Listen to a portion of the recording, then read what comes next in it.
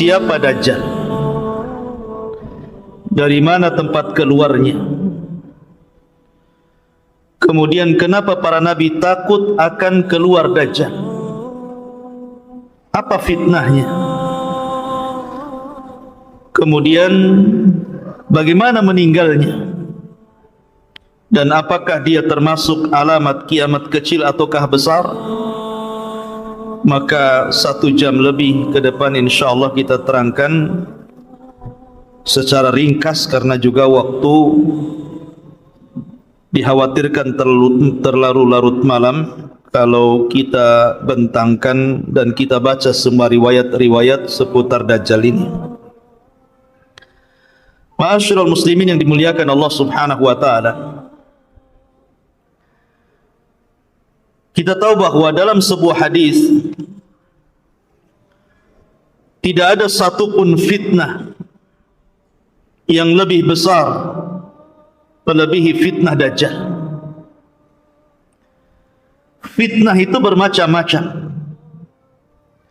Harta bisa jadi fitnah, kekuasaan bisa jadi fitnah, keluarga bisa menjadi fitnah, bahkan peperangan juga termasuk fitnah. Tetapi fitnah-fitnah itu kecil dibandingkan fitnah Dajjal ini. Makanya kenapa Nabi SAW memerintahkan kita setiap hari Jumat untuk membaca surah Al-Kahfi. Apa alasannya? Surah Al-Kahfi itu terkandung 4 fitnah yang diceritakan. Pertama, fitnah agama ketika cerita tentang Ashabul Kahfi, anak-anak muda yang kemudian tanpa ada kesepakatan satu dengan yang lain, tiba-tiba mereka berjumpa dalam sebuah gua demi menyelamatkan agama mereka. Yang kedua, fitnah harta, karena dalam surah Al-Kahfi itu ada kisah tentang sahibul jannataini, pemilik 2 kebun yang terfitnah dengan harta. Kemudian yang ketiga, fitnah ilmu, ketika bercerita tentang Nabi Musa yang belajar kepada Khidir. Musa terfitnah dengan ilmu. Ketika ditanya, wahai Musa, adakah orang yang lebih alim dari kamu? Musa mengatakan tidak ada, dan dia lupa mengucapkan insya Allah. Akhirnya dia disuruh untuk belajar kepada Khidir, padahal Khidir lebih rendah dibandingkan Musa.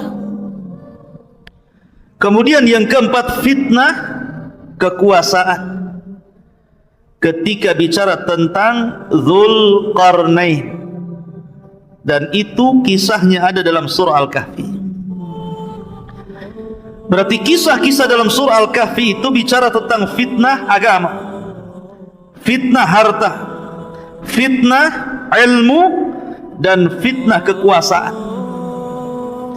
4-4-nya ada pada Dajjal. Ini 4 fitnah ini semua ada pada Dajjal. Pertama, fitnah agama. Dajjal akan memfitnah agama kita. Ketika dia datang kepada Al-A'rab, orang-orang Arab Badui, kemudian mengatakan kepada mereka, maukah kuhidupkan ibu bapa kalian, tapi syaratnya engkau harus mengakui aku adalah Rabb kalian. Maka tiba-tiba Dajjal pun kemudian menghidupkan ibu bapa mereka. Tiba-tiba ibu bapa mereka mengatakan kepada anak-anaknya, ya bunai, wahai anakku, ikutilah orang ini, maksudnya Dajjal. Fa innahu rabbukum, karena dia Rabb kalian. Akhirnya orang-orang Arab Badui pun menyembah Dajjal, terfitnah agamanya. Lihat. Yang kedua, fitnah harta.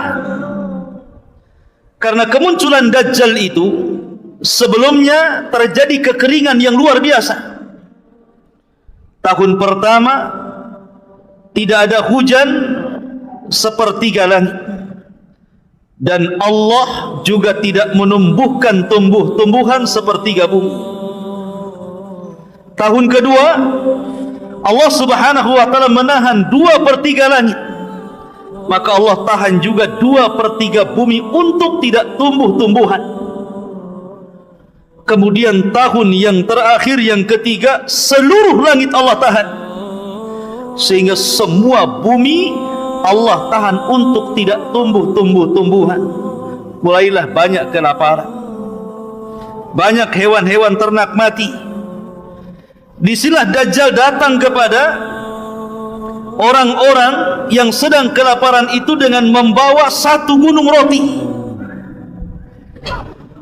Siapa yang ingin mendapatkan makanan, terhindar dari kelaparan, tanahnya kembali disuburkan, kemudian ternak-ternaknya kembali digemukkan, maka harus mengakui Dajjal Tuhan.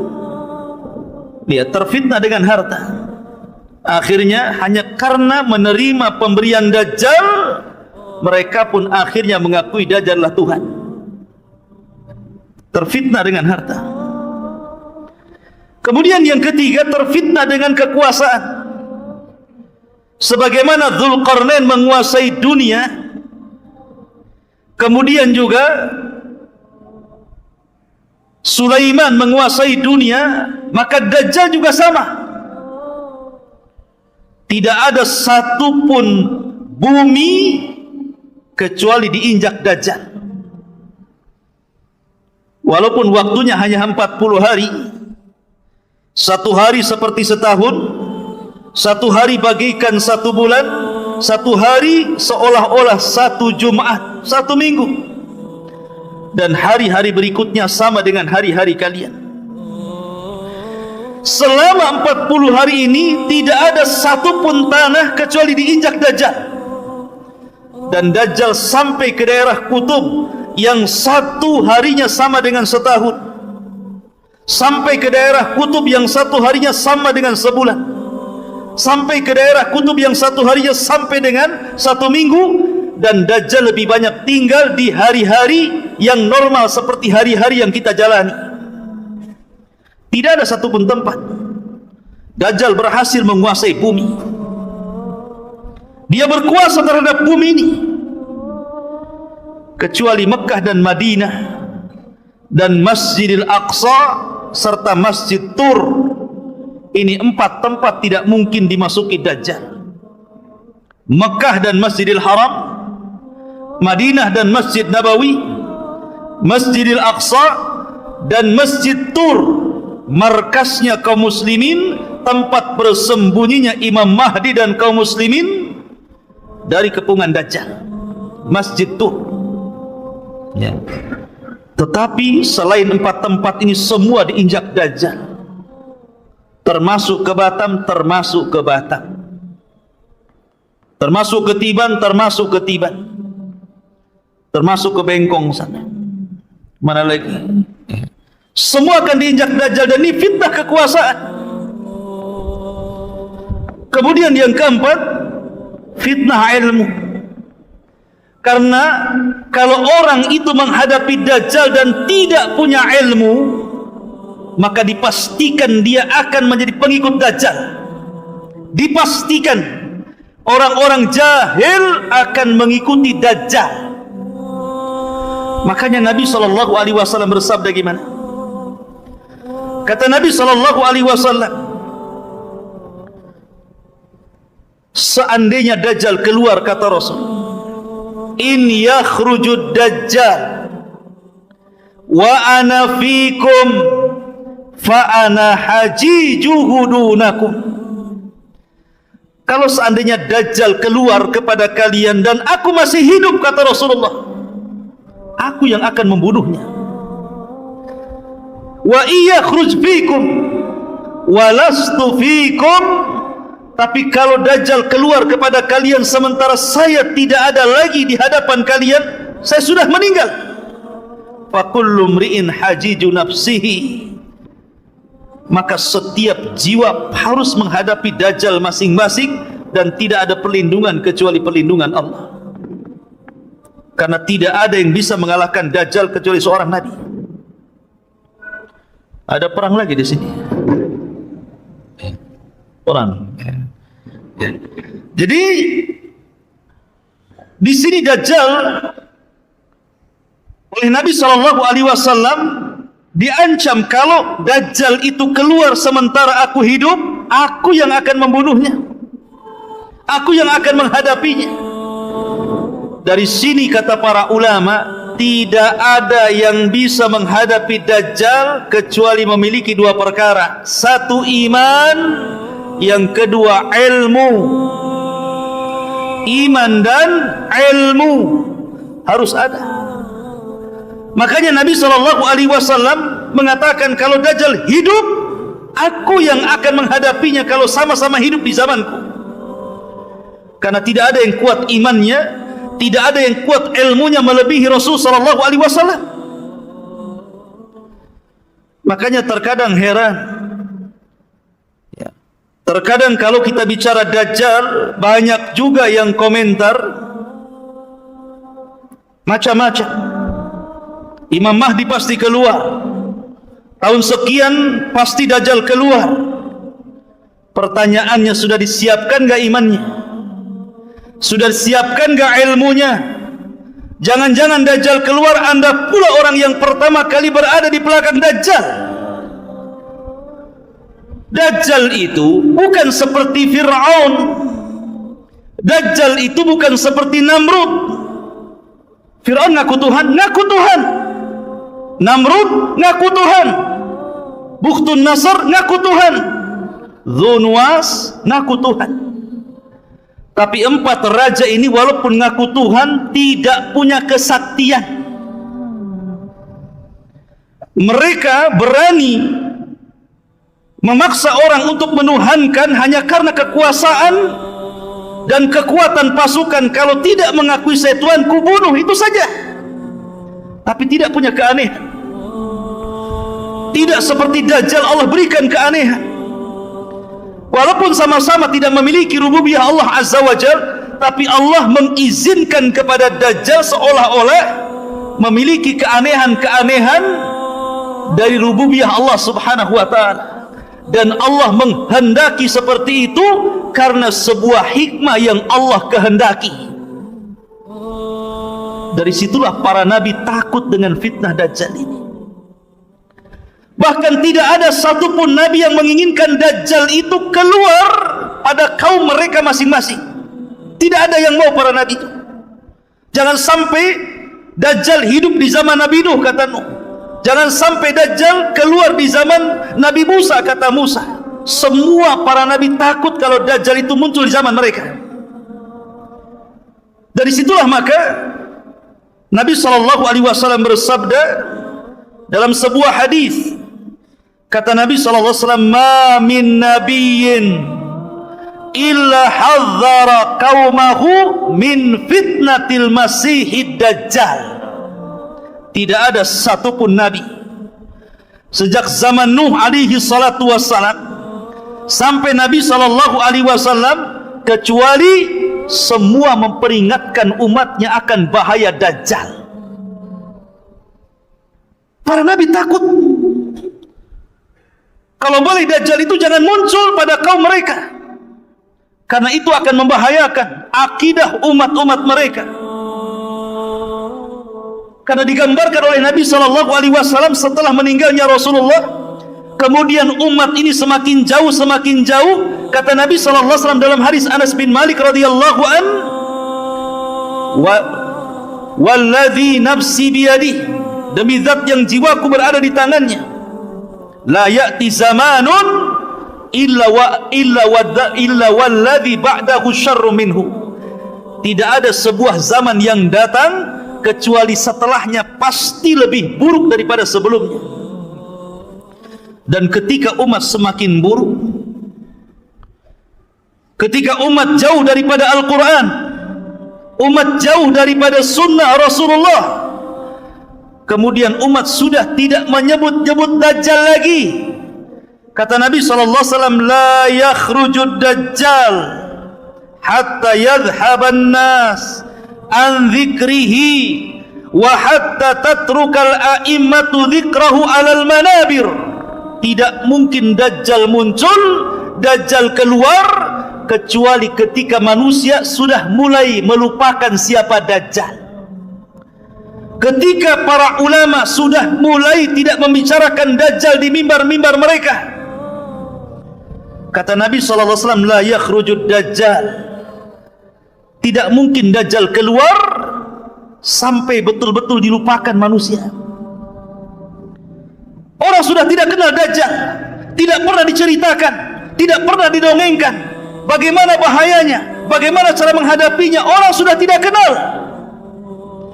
Karena dajjal itu tidak keluar kecuali ala khiffatin minad dini wa qillatin minal ilmi.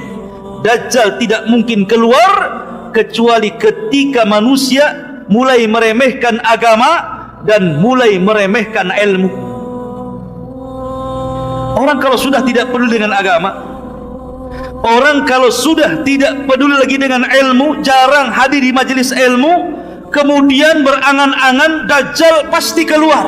Kalau pendapat saya harus keluar di tahun 2024 nih. Seolah-olah dia bisa menghadapi dajjal. Di majelis ilmu saja jarang hadir, ngaji pakai YouTube, Syekh Google, Syekh YouTube. Ya. Kalau anda ingin menghadapi dajjal, hadir di majelis ilmu.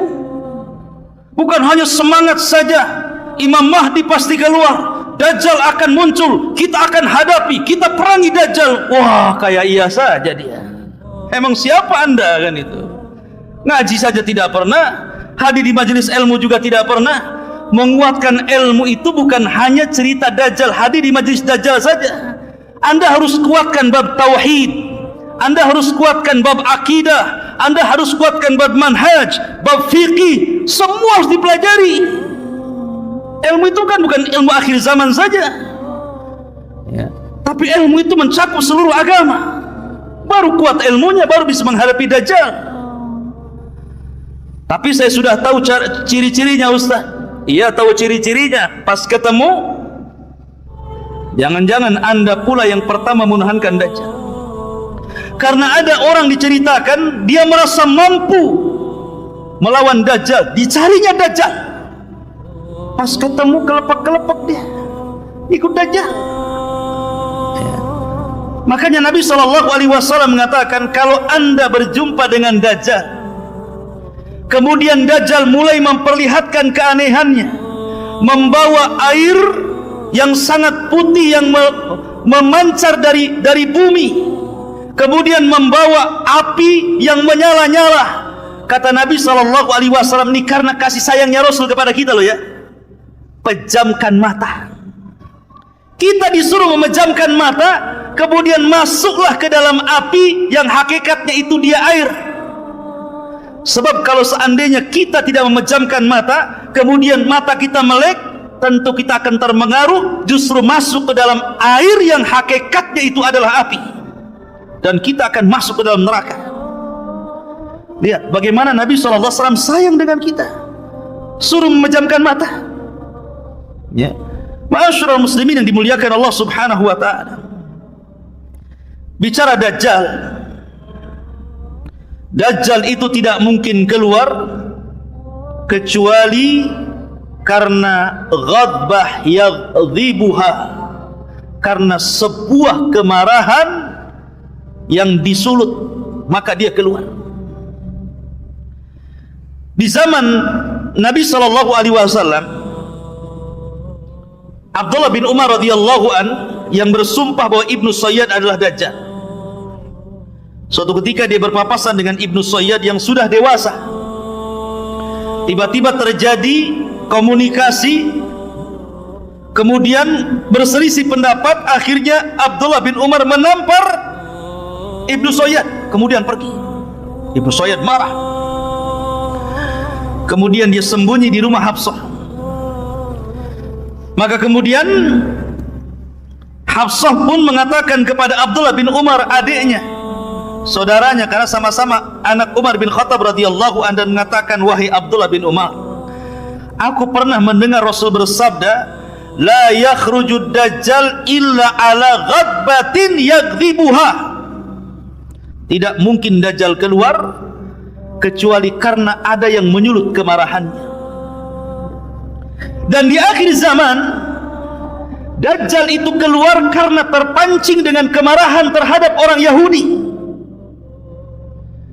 Karena sebelum terjadi atau sebelum dajjal ini keluar, ikhwatu fiddin, maka sebelumnya terjadi perang yang sangat dahsyat yang disebut dengan Malhamatul Kubra.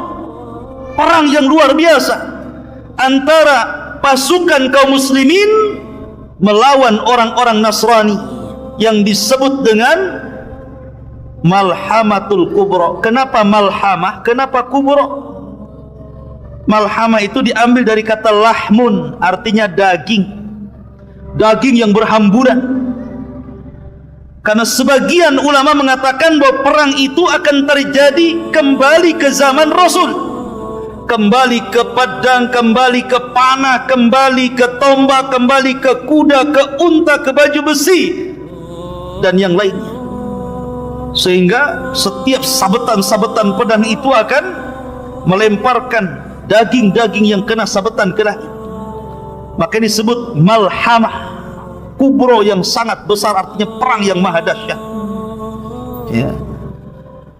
Ma'asyiral muslimin yang dimuliakan, padahal sebelumnya antara kaum muslimin dengan orang Nasrani ini berdamai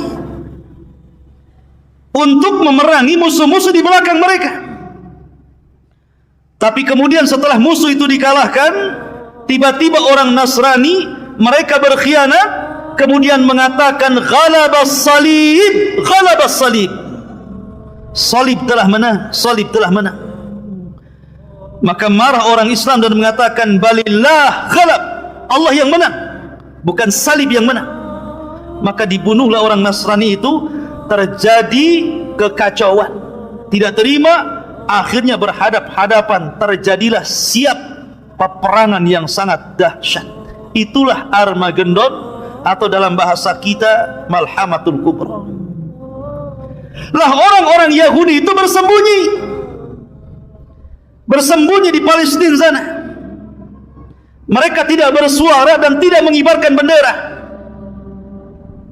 Akhirnya kemudian Muslim berperang melawan Nasrani, dan orang Islam berhasil menyerang orang-orang Nasrani sampai ke jantung kota Eropa sana, sampai dimenangkan kaum muslimin. Sampai dijelaskan bahwa ketika peperangan ini dimenangkan, kaum muslimin meletakkan senjata-senjata mereka di pohon zaitun. Maka melihat orang Yahudi ketakutan, Dajjal marah, dan tidaklah Dajjal keluar kecuali bi ghadbatin yaghdhibuha, karena kemarahan yang disulut orang-orang Yahudi. Marah Dajjal kepada orang Yahudi, kenapa kamu diam saja, gitu bahasanya. Maka bangkitlah Dajjal. Dari mana Dajjal? Dalam hadis yang sahih, keluar dari Khurasan. Di mana Khurasan? Di Asfahan. Di mana Asfahan? Di Iran. Di situ sudah ditunggu di kampung Yahudi 70.000 pasukan orang-orang Yahudi Asfahan, lengkap dengan atribut Yahudi di kepalanya. Alaihim toyalis, kata Rasulullah. Maka Dajjal pun keluar antara Irak dan Syam. Mulai dia membuat fitnah. Syekh Utsaimin rahimahullahu ta'ala menyebutkan dalam kitab Syarhul Mumti, Dajjal ini awal keluarnya tidak langsung aku Tuhan. Dia pura-pura jadi orang baik, pura-pura jadi ahli ibadah, pura-pura ngaku Muslim, supaya bisa mendekati orang-orang. Lama-lama ngaku Nabi. Maka orang-orang pun kemudian menjauhi Dajjal ini. Karena orang-orang Islam, mereka sangat yakin tidak ada nabi, la nabiyya ba'di, tidak ada nabi sepeninggal Rasul sallallahu alaihi wasallam. Ketika tidak laku ngaku nabi, maka Dajjal mulai mengaku Tuhan. Ketika dia mulai mengaku Tuhan, itulah mulai nampak ciri-ciri fisik Dajjal yang disabdakan Nabi SAW. Apa ciri fisiknya? Mulailah Dajjal nampak ciri fisiknya, rajulun, seorang laki-laki, syab, anak muda, ahmar, kulitnya kemerah-merahan, qasir, orangnya pendek, gemuk, kemudian afhaj, kakinya bengkok, ja'dur ra'si, rambutnya keriting, ajlal jabhah, kemudian dahinya lebar, aridatun nahri, bidang dadanya, mamsuhul ainil yumna, sebagian matanya buta sebelah, dan yang melihat seperti buah anggur yang menonjol ke depan, sangat aib, nampak tidak baik, tidak memiliki muka yang buruk Dajjal itu. Kemudian di antara kedua matanya tertulis kafara, yaqra'uha katib au ghaira katib, qari au ghaira qari, bisa dibaca oleh orang yang bisa nulis ataupun tidak bisa menulis, oleh orang yang bisa baca ataupun yang tidak bisa baca, akan tertera kafir di sini. Bukan non muslim ya, kafir. Kemudian setelah itu Dajjal tidak mungkin punya keturunan, akim la yulad. Dan Dajjal memiliki kendaraan khimar yang sangat besar. Yang khimar ini bisa berkeliling dunia seperti hujan yang dihempas angin, sehingga mudah untuk kesana dan kemari, dan diikuti 70.000 area Yahudi Asfahan. Lihat ikhwan, kira-kira tampang yang seperti ini ganteng apa jelek itu?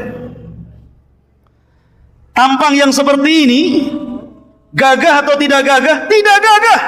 Jalannya saja bengkok kakinya. Tapi bukan berarti kalau ada orang yang bengkok kakinya, awas Dajjal. Ya. Kemudian matanya cuma satu. Kemudian kriwel. Kemudian tertulis kafir dan nggak bisa dihapus. Ya. Ma'asyiral muslimin yang dimuliakan, lihat bentuk Dajjal itu jelek. Bentuk Dajjal itu jelek. Tetapi masalahnya bukan itu. Karena Allah Subhanahu wa ta'ala sudah memberikan keanehan-keanehan kepada Dajjal. Dia mampu melakukan apa-apa yang tidak bisa dilakukan manusia. Manusia biasa, tukang sihir sekalipun tidak bisa. Karena dia pakarnya di atas tukang-tukang sihir. Ya. Dia rajanya tukang sihir. Bagaimana tidak bisa ikhwatu fiddin, dunia ngikut Dajjal, bukan Dajjal ngikut dunia. Kata Dajjal, hei bumi, keluarkan pembendaharaanmu. Langsung keluar emas, keluar perak, keluar jamrud, keluar perhiasan macam-macam. Ya. Kalau Dajjal mengatakan kepada langit, hujan kamu, maka langit hujan. Kalau dia mengatakan kepadamu, tumbuh kamu, tumbuh. Mau buah apa? Mangga, duren, pisang, apa? Sebutkan. Gimana orang-orang tidak terpikat dengan Dajjal? Walaupun jelek kayak gitu, ya orang-orang tertariklah dengan Dajjal. Maaf ya, apalagi ibu-ibu, itu suka kali sama Dajjal itu. Ya. Kenapa coba yang banyak nanti di akhir zaman para pengikut Dajjal itu ibu-ibu? Karena kesenangan ibu-ibu itu berbeda dengan kesenangan bapak-bapak. Bapak-bapak itu senangnya cuma satu, perempuan. Makanya kalau dia gabung di grup cerita poligami saja. Tapi kalau ibu-ibu grupnya itu isinya gambar tas, gambar baju, gambar gelang. Ya kan Bu ya? Jarang bilang cerita bapak poligami, jarang. Marah yang ada. Ya. Artinya kesenangan ibu-ibu itu kepada harta lebih, makanya terfitnah dengan harta. Apapun yang dimau ibu-ibu sama Dajjal, mau apa? Mau tas? Merek apa? Semua dikasih. Sehingga karena kejahilannya, karena ta'assubnya, karena mengikuti hawa nafsu dan perasaannya, sehingga para wanita akan lebih banyak menjadi pengikut Dajjal dibandingkan laki-laki. Sampai karena takutnya bapak-bapak kepada ibu, pulang dia, dicarinya anak perempuannya, dicarinya ibunya, dicarinya saudarinya, dicarinya bibinya, dirantai, jangan sampai berjumpa dengan Dajjal, sampai dirantai. Tapi jangan dirantai dari sekarang ya, nanti kalau keluar Dajjal. Ma'asyiral muslimin yang dimuliakan Allah Azza wa Jalla. Tapi di sini ikhwatu fiddin, dengan melihat fisik Dajjal yang jelek itu, Dajjal ini mengaku Tuhan dan diberikan keanehan yang luar biasa. Anehnya, dia tidak bisa menghapus kafir di dahinya. Dia bisa mengatakan kepada langit, hujan kamu, hujan. Bumi tumbuh, tumbuh. Keluar kamu pendaraan bumi, keluar. Setiap datang ke sebuah desa, kalau mereka mau beriman kepada Dajjal, disuburkan, ternaknya digemukkan, kemudian makannya dicukupkan, semua kaya. Tapi dia tidak sanggup menghapus kalimat kafir. Dia tidak bisa menyembuhkan matanya. Dia tidak bisa menyembuhkan kedua kakinya yang bengkok. Dia tidak bisa merubah fisiknya supaya menjadi ganteng, supaya menjadi cantik. Tidak bisa. Kenapa coba? Untuk menunjukkan bahwa tidak ada yang sempurna kecuali Allah. Untuk menunjukkan bahwa tidak ada yang paling sempurna kecuali Allah. Dan itu menunjukkan akan keagungan dan kebesaran Allah Subhanahu wa ta'ala. Sehebat apapun makhluk, sesakti apapun makhluk, seluar biasa apapun makhluk, tidak bisa menandingi kekuasaan Allah, kemuliaan Allah, keagungan Allah. Maka siapa yang ingin mengagungkan Allah, lihat kekurangan makhluk. Lihat kekurangan makhluk. Kalau anda ingin mengagungkan Allah, lihat kekurangan makhluk. Baik makhluk itu orang baik, ataukah makhluk itu orang jahat. Saya contohkan, Nabi SAW baik atau jahat? Baik. Tapi Nabi SAW ketika perang Uhud, gigi gerhamnya pecah, berdarah. Kemudian serpihan helm perangnya nancap di pipinya dalam, sampai yang mencabut sahabat dengan giginya rompong. Ada bekas lukanya Rasulullah. Kenapa Rasul terluka? Kenapa gigi Rasul sampai pecah? Untuk menunjukkan bahwa sekalipun dia Nabi, sekalipun dia Rasul, sekalipun diberikan mukjizat, tetap saja ada kekurangannya di situ. Karena tidak ada yang sempurna kecuali Allah Subhanahu wa ta'ala. Makanya Dajjal itu sangat jelek. Sesakti apapun tidak bisa menghapus kafir di dahinya. Tidak bisa meluruskan kakinya yang bengkok. Tidak bisa kemudian mengobati matanya, untuk menunjukkan bahwa dia adalah makhluk dan di sana ada Khaliq Subhanahu wa ta'ala. Ma'asyiral muslimin yang dimuliakan Allah Subhanahu wa ta'ala, Imam Nawawi rahimahullahu ta'ala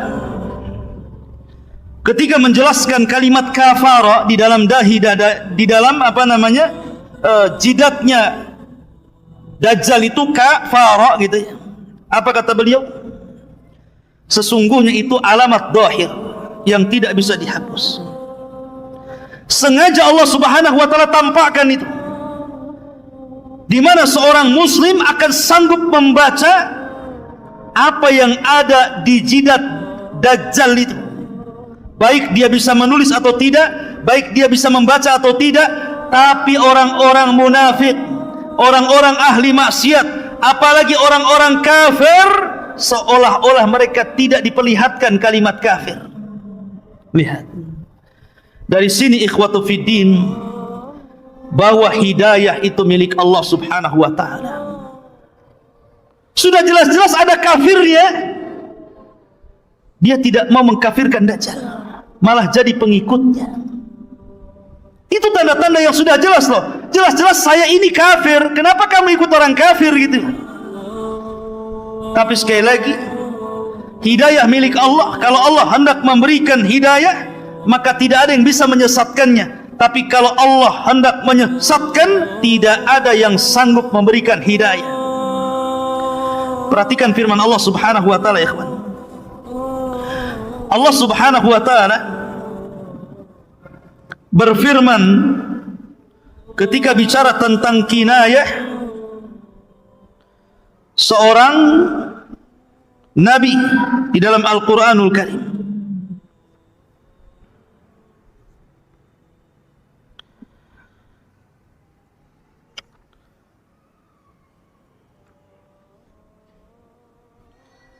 Allah Subhanahu wa ta'ala menjelaskan tentang bahwa hidayah itu milik Allah Subhanahu wa ta'ala. Innaka la tahdi man ahbabta walakinallaha yahdi man yasha. Sesungguhnya ya Muhammad, engkau tidak akan mampu memberikan hidayah kepada orang yang kau cintai, karena hidayah itu hanya milik Allah Subhanahu wa ta'ala. Allah yang kasih kepada siapa yang dikehendaki. Dari sini maka, karena hidayah itu milik Allah, maka mintalah perlindungan kepada Allah. Kalau seandainya Allah takdirkan Dajjal muncul, agar kita diistiqomahkan dan tidak mudah goyah keimanan kita. Karena Allah Subhanahu wa ta'ala itu mudah membolak-balikan hati orang. Pagi dia beriman, sore dia kafir. Sore dia beriman, pagi sudah kafir. Ma'asyiral muslimin, ini fitnah yang luar biasa. Baik, kita akan urut. Ma'asyiral muslimin yang dimuliakan Allah Subhanahu wa ta'ala, siapa para pengikut Dajjal? Saya katakan di awal bahwa Dajjal itu akan muncul di Khurasan, kemudian akan diikuti 70.000 Yahudi Asfahan, lengkap dengan atribut Yahudi di kepalanya. Dari situlah mulai Dajjal melanglang buana. Kemudian Dajjal pun mulai memerangi bangsa Arab. Kemudian banyak orang-orang Arab akhirnya ikut Dajjal, orang-orang Arab yang jahil. Banyak yang ikut Dajjal. Kemudian nyasar ke orang-orang Turk. Orang-orang Turk itu orang-orang yang matanya sama dengan mata kita. Kayak orang-orang Asia model-model antum ini. Ya. Jadi matanya sipit, wajahnya bulat gitu ya. Kulitnya putih. Itu kan orang-orang Asia. Orang-orang Turk. Kemudian juga orang-orang asing, bukan orang Arab. Kayak kita ini orang asing, bukan orang Arab. Orang asing akan banyak menjadi pengikut Dajjal. Orang-orang Turk banyak akan mengikut Dajjal, termasuk juga para wanita. Saya katakan dari tadi, para wanita akan banyak dan sangat banyak mengikuti Dajjal. Termasuk juga adalah orang-orang yang memang dari hatinya sudah penuh dengan kemunafikan dan kekafiran. Maka mereka akan jadi para pengikut Dajjal. Dajjal ini ikhwatu fiddin kemudian selama perjalanannya 40 hari ini akan membuat fitnah di sana dan di sini. Sebagaimana tadi yang sudah saya ceritakan, dia lewat ke sebuah perkampungan kemudian mengajak beriman. Kalau kampung itu beriman, maka Dajjal menjanjikan tanahnya subur, ternaknya gemuk, kekayaannya ditambah, dan mereka tidak akan kelaparan dan mereka akan dikayakan. Tapi kalau tidak mau beriman, ditinggalkan Dajjal, tiba-tiba kering kelontang tanahnya, hilang makanannya, mati tumbuh-tumbuhannya, mati binatang-binatangnya, kelaparan. Begitulah Dajjal. Ya. Seolah-olah di tangannya sorga dan neraka, seolah-olah di tangannya air dan api. Padahal itu adalah sihir, sihir yang ditampakkan syaitan. Ma'asyiral muslimin, sampai akhirnya Dajjal berusaha untuk masuk ke dalam Mekah, tetapi Dajjal tidak bisa masuk karena di Mekah itu dipagari oleh para malaikat dengan pedang yang terhunus. Maka Dajjal harus melawan malaikat dan pasti akan kalah. Makanya Dajjal kemudian tidak bisa masuk ke Makkah dan Masjidil Haram, akhirnya bergerak ke Madinah. Rupanya di Madinah sama. Madinah itu tanah haram, dikelilingi Dajjal, sehingga Dajjal hanya naik ke atas bukit dan hanya melihat dari bukit itu kepada Masjid Nabawi. Kemudian Dajjal mengatakan, hadza qasru abyad, hadza qasru Ahmad. Inilah istana putih, inilah istana Ahmad. Maksudnya Masjid Nabawi, istananya Nabi SAW. Subhanallah, apa yang dikatakan Dajjal bahwa inilah qasru abyad, ini istana putih. Lihat Masjid Nabawi ini kalau di malam hari, cahaya yang memancar itu warna putih itu. Persis seperti sabda Rasul, kinayah dari perkataan Dajjal. Ya. Karena Dajjal tidak bisa masuk Madinah, geram dia. Kemudian dia hentakkan kakinya 3 kali. Maka dengan hentakan kaki Dajjal itu, tiba-tiba gempa bumi Madinah itu salasa rajafat, 3 kali gempa, bergegar bumi. Maka orang-orang munafik ketakutan, takut mati di dalam kota, takut terkubur dengan tanah. Akhirnya orang-orang fasik, orang-orang munafik keluar dari Madinah, dan mereka menjadi para pengikut Dajjal, kecuali orang-orang yang betul-betul kuat manhajnya dan akidahnya, kuat iman dan ilmunya, mereka tetap di dalam. Maka ini disebut sebagai gempa khallas, rajafatul khallas, artinya gempa yang memisahkan orang mukmin dan munafik.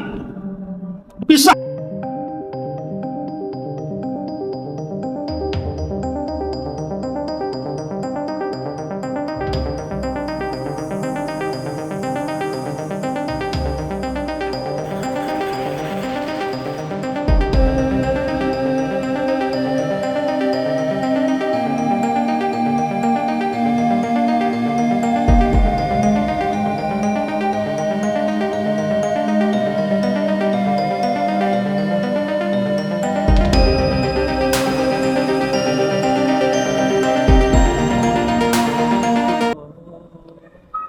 Bagaimana diprediksi anak itu bisa dikatakan anak muda yang akan dibunuh Dajjal, sementara hadis Rasul tidak menceritakan rumahnya di mana, siapa bapaknya, dari desa mana dia? Tidak ada. Hanya seorang laki-laki dari Madinah keluar. Anak muda yang kuat imannya, kuat ilmunya, kemudian mengarah kepada pasukan Dajjal, hampir dibunuh pasukan Dajjal. Tapi kata pasukan Dajjal, jangan dibunuh. Bukankah Tuhan kita melarang untuk membunuh orang? Biarkan dia yang membunuhnya. Maka kemudian mereka pun barisan terpencar. Anak muda ini jalan sampai betul-betul berjumpa dengan Dajjal. Ketika berhadap-hadapan dengan Dajjal,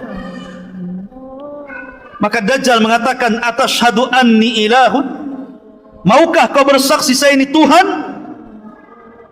Maka anak muda ini mengatakan, tidaklah menambah kepadaku kecuali pengetahuan engkau ini dajjalun kadzab alladzi akhbarani Rasulullah, yang telah dihabarkan Rasul kepada. Akhirnya Dajjal marah. Dajjal mengambil senjata, kemudian dibelah anak muda ini tepat tengah-tengahnya, belah jadi 2. Kemudian Dajjal berjalan di pertengahannya itu. Di antara belah badan 2 itu, di tengah-tengahnya Dajjal kemudian jalan. Kemudian setelah itu Dajjal berteriak kepada anak buahnya, kalau sekiranya aku hidupkan anak muda ini, atasyhadu anni ilahukum, maukah kalian bersaksi bahwa saya ini Tuhan kalian, ana rabbukum, saya Rabb kalian? Semua orang-orang mengatakan, ya, kami bersaksi Anda ini Tuhan. Maka oleh Dajjal pun dihidupkan anak muda itu yang sudah terbelah dua itu, berceceran darah ke sana kemari, tiba-tiba dihidupkan kembali. Ilmu apa itu? Rawa rontek. Bukan rawa rontek, ini di atasnya rawa rontek lagi ini. Ya. Ini ilmunya Dajjal, ilmu sihir. Ketika anak muda ini dihidupkan, kata Dajjal, sudah tahu kesaktianku? Maukah kau akui aku adalah Tuhan? Kata anak muda ini, tidaklah, kata anak muda ini, setelah kejadian ini tidaklah menambah kepadaku kecuali engkau itu Dajjalun kadzab, akhbarani Rasulullah. Makin yakin kau ini Dajjal yang dihabarkan Rasulullah. Maka Dajjal ngamuk, hampir-hampir dia membunuh anak muda, tapi tidak bisa. Dajjal sudah hilang kesaktiannya, tidak bisa lagi membunuh anak muda itu. Akhirnya karena takut aibnya, padahal sebenarnya anak muda ini sudah bicara dengan orang-orang, jangan percaya dia, kejadian itu hanya satu kali, tidak mungkin diulang lagi. Tapi dasar orang yang sudah buta hatinya, buta matanya, buta hidayah, maka tidak didengar ucapan anak muda itu. Akhirnya anak muda itu dilempar ke dalam api yang hakikatnya itu air. Padahal anak muda sudah mengatakan dia tidak mungkin bisa mengulang lagi, tidak mungkin membunuh. Tapi biar kelihatan bahwa Dajjal sakti, dilemparnya ke dalam api, tidak jadi dibunuh. Ma'asyiral muslimin yang dimuliakan Allah Azza wa Jalla. Akhirnya Dajjal pun mulai melanglang buana ke sana kemari, menyesatkan manusia sebanyak-banyaknya. Dan inilah fitnah yang paling besar. Nabi SAW bersabda, Allahumma la taj'al musibatana fi dinina. Ya Allah, jangan kau jadikan musibahku menimpa kepada agamaku. Dan Dajjal ini fitnahnya soal agama. Betul-betul disesatkan kita ini, dirubah agama kita ini. Makanya kenapa wajar kalau para nabi itu sangat memperingatkan umatnya tentang bahaya Dajjal. Nuh mengatakan kepada umatnya, hati-hati Dajjal, hati-hati dengan Dajjal. Nabi Syuaib mengatakan kepada umatnya, hati-hati dengan Dajjal. Nabi Saleh, Nabi Lut, Nabi Ibrahim, Nabi Musa, Nabi Isa, seluruh para nabi mengatakan kepada umatnya, hati-hati dengan fitnah Dajjal. Termasuk Rasulullah. Termasuk Rasulullah. Nabi SAW sangat ketakutan, sehingga Rasul mengatakan kepada para sahabatnya, mundu khalaqallahu Adam ila qiyamis saati a'zam fitnah min fitnatil masih Dajjal. Sejak Allah ciptakan Adam sampai kiamat dibangkitkan, tidak ada fitnah yang lebih besar melebihi fitnah Dajjal, kata Rasulullah. Akhirnya sahabat ketakutan lah, karena Rasul mengatakan seperti itu. Apalagi Rasul itu kalau cerita Dajjal terus saja bercerita, kadang di mimbar Jumat, kadang di khutbah-khutbahnya, kadang ketika menasihati dalam peperangan, kadang ketika ngobrol, selalu bercerita Dajjal. Gimana sahabat gak takut? Sehingga sahabat mengatakan, karena engkau selalu bercerita Dajjal ya Rasulullah, hatta dhananna annahu fi ta'ifatin nakhli, sampai kami para sahabat menyangka seolah-olah Dajjal itu sedang bersembunyi di kebun kurma Madinah. Saking takutnya para sahabat, jangan-jangan Dajjal itu sudah ada di kebun kurma Madinah, karena Rasul selalu bercerita tentang Dajjal. Dan begitulah caranya para nabi untuk menghindarkan kemunculan Dajjal, dengan cara berbicara banyak tentang Dajjal. Karena Dajjal tidak mungkin keluar kecuali kalau orang sudah berhenti menyebut-nyebut tentang Dajjal. Maka ceritakan Dajjal kepada anak-anak Anda, ceritakan kepada anak-anak kita tentang bahaya Dajjal. Nah, Dajjal ini begini-begini. Sudahlah cerita-cerita dua anak botak itu nggak usah diceritakan. Tidak perlu cerita tentang kura-kura ini itu, tidak perlu. Dari sekarang ceritakan tentang Dajjal, ceritakan tentang Ya'juj dan Ma'juj, ceritakan tentang turunnya Isa, ceritakan tentang Rasulullah, para sahabat. Gantilah sekarang cerita-cerita di rumah itu, karena Dajjal tidak mungkin keluar. bahkan akan gagal keluar di tahun 2022 kalau Anda terus cerita Dajjal. Ya, memang kan begitu hadisnya. Ya. Supaya enggak keluar tahun 2022 apa? Perbanyak cerita Dajjal. Ceritakan Dajjal di mana-mana. Enggak keluar itu. Karena Rasul yang mengatakan, la yakhrujud Dajjal hatta yadhhaban nas an dzikrihi wa tatrukal a'immatu dzikrahu 'alal manabir. Tidak mungkin Dajjal keluar sampai manusia berhenti menyebutnya. Para dai, para duat berhenti menyebut di mimbar-mimbarnya. Ketika manusia sudah lalai, Dajjal keluar. Tapi kalau antum terus menyebutkan soal Dajjal, maka Dajjal tidak mungkin keluar dalam waktu dekat. Karena masih banyak orang yang bercerita Dajjal. Ya. Ma'asyiral muslimin yang dimuliakan Allah Subhanahu wa taala. Dajjal ini sudah ada. Dan sudah ada di sebuah tempat. Tempatnya di mana? Allahu a'lam. Sekali lagi, kalau sudah dikatakan tempat, Allahu a'lam. Jangan diprediksi.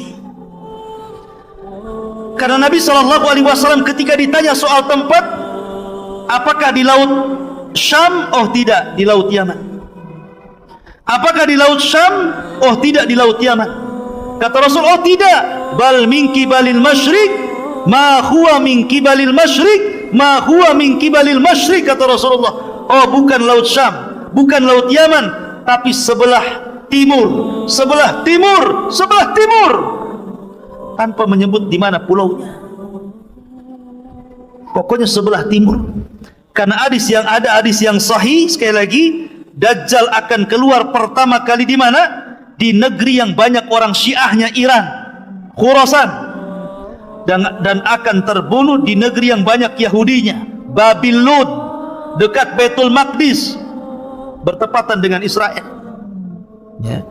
Ma'asyiral muslimin yang dimuliakan Allah Azza wa Jalla. Ada hadis yang sangat bagus kalau cerita tentang Dajjal.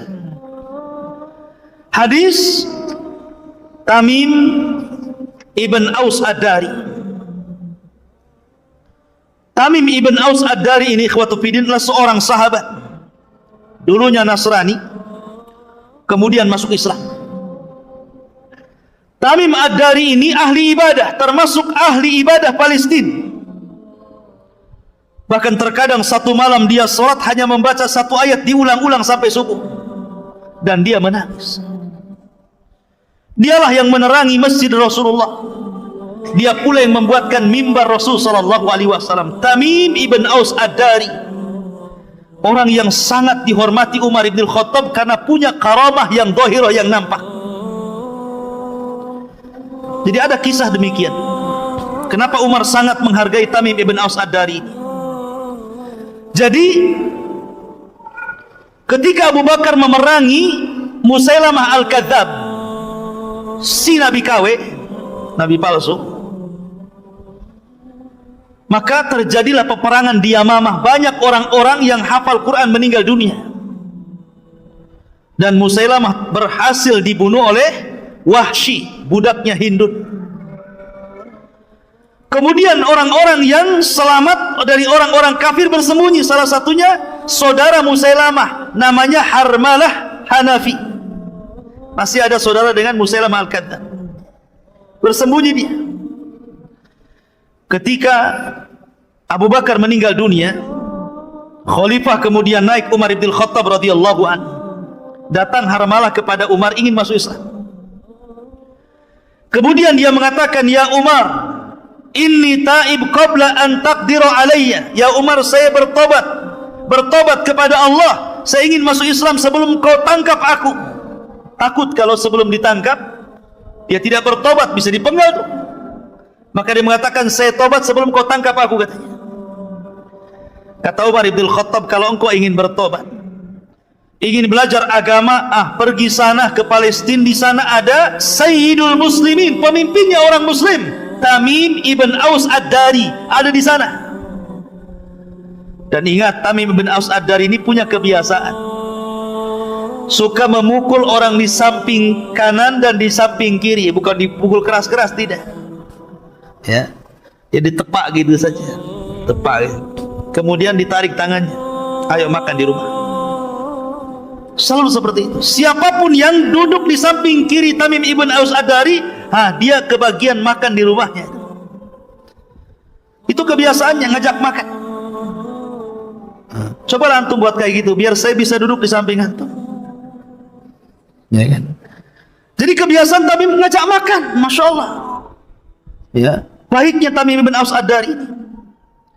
Jadi suatu ketika terjadi kebakaran hebat di Hurrah, satu tempat, api membumbung di mana-mana, kebakaran hebat.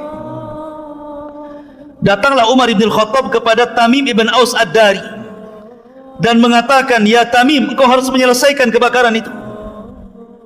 Ya, akhirnya kata Tamim, ma'ana ya Amirul Mu'minin, siapa saya wahai Amirul Mu'minin harus menyelesaikan kebakaran? Ya. Kata Umar ibn Khattab, sudah, kau harus menyelesaikannya. Berangkatlah Umar ibn Khattab, Harmalah dan Tamim ibn Aus Ad-Dari. Sampai di tempat kebakaran, maka dia berdoa kepada Allah Azza wa Jal, kemudian dikebaskan tangannya, padam semua apinya. Karamah, ikhwan. Karamah namanya. Ya. Kalau antum sampai 100 gini tetap ini nggak akan mati. Ya. Kecuali bawa mobil damkar, baru mati. Ya. Ini karamah Tamim ibn Aus Ad-Dari, ya. Lah hebatnya di antara keutamaan Tamim bin Aus Ad-Dari ini, tidak ada sepanjang sejarah Rasul mengambil cerita dari sahabat kemudian diceritakan kembali ke sahabat, kecuali ceritanya Tamim ibn Aus Ad-Dari tentang Dajjal. Karena ceritanya Tamim persis seperti cerita Dajjal yang selalu Rasul ceritakan kepada para sahabatnya. Makanya Rasul sallallahu alaihi wasallam mengambil cerita Tamim kemudian diceritakan kepada para sahabatnya. Dan tidak pernah ada cerita sahabat diambil Rasulullah. Biasanya Rasul yang bercerita diambil sahabat. Ini cerita sahabat diambil Rasulullah, disampaikan kepada sahabat yang lainnya. Dan itu salah satu keutamaan Tamim bin Aus Ad-Dari. Suatu ketika, hadis ini dikeluarkan Imam Muslim dari hadis Fatimah ibn Qais. Kata Fatimah ibn Qais, aku mendengar ada seorang yang menyuruhkan as-salatul jami'ah. Kalau ada seruan as-salatul jami'ah, berarti ada sesuatu yang penting yang harus hadir di masjid. Makanya dalam salat kusuf, gerhana itu disunnahkan kalimat bukan azan, tapi menyebut as-salatu jami'ah kalau ngundang orang. Jadi kalau terjadi gerhana, antum ke masjid, ambil mic, as-salatul jami'ah, biar orang-orang datang, bukan azan. Ya. Maka orang-orang pun kemudian datang. Setelah itu kemudian Nabi SAW sholat. Setelah sholat kemudian Nabi SAW berceramah naik ke atas mimbar. Kata Nabi SAW, inni wallah ma jama'tukum li ragbatin wala li rahbatin. Kata Rasulullah, aku tidak mengumpulkan kalian karena ada perkara yang menyenangkan atau ada perkara yang menakutkan, walakinni jama'tukum, tetapi sengaja aku kumpulkan kalian, li'anna Tamim ibn Aus Ad-Dari kana rajulan nasraniyan faja'a fabaya'a wa aslama wa haddatsani haditsan wafaqa alladzi kuntu uhadditsukum anil masihid dajjal. Akan tetapi kata Rasul, sengaja aku kumpulkan kalian. Ada seseorang namanya Tamim bin Aus Ad-Dari baru saja datang, berbaiat kepadaku, masuk Islam kepada agamaku. Dia menceritakan sebuah cerita persis seperti yang aku ceritakan kepada kalian tentang Dajjal. Mulailah Nabi SAW bercerita tentang ceritanya Tamim ibn Aus Ad-Dari. Jadi Tamim dan 30 awak ini hendak melakukan perjalanan perniagaan, mau dagang. Rupanya di tengah lautan datang ombak sangat besar, menggulung kapalnya. Dipermainkan ombak sehingga kapalnya akhirnya terhempas sedikit demi sedikit, entah berantah ada di pulau mana, tiba-tiba berhari-hari ada yang mengatakan syahron 1 bulan, diombang-ambing tak kemana. Akhirnya tiba-tiba Tamim bin Aus Ad-Dari terdampar di sebuah pulau setelah 1 bulan dipermainkan ombak. Bayangkan 1 bulan dipermainkan ombak, ya. Bahkan mereka sudah membuang semua isi perahu biar enteng, biar tidak berat, sehingga mereka mengalami kebangkrutan. Ma'asyiral muslimin, setelah itu sampailah di sebuah jazirah, sebuah pulau apa yang jelas bukan Pulau Socotra. Wallahu a'lam. Entah berantah, pokoknya pulau, selesai. Hadisnya bilang pulau-pulau, ya. Kemudian setelah itu mereka dikejutkan dengan binatang yang tidak jelas mana kubul mana dubur, berbulu dari atas sampai ke bawah. Kemudian tiba-tiba mereka ketakutan dan mengatakan, wailaki man anti, celaka siapa kamu, aneh kali bentukmu, penuh dengan bulu, mana dubur mana kubul nggak jelas, mana laki-laki mana perempuannya nggak jelas gitu. Yang jelas bukan LGBT, ya. Pokoknya binatang yang berbulu, penuh dengan bulu. Wailaki man anti, celaka kamu siapa kamu. Tiba-tiba binatang itu bisa bicara, lo bayangkan. Ana jassasah, katanya.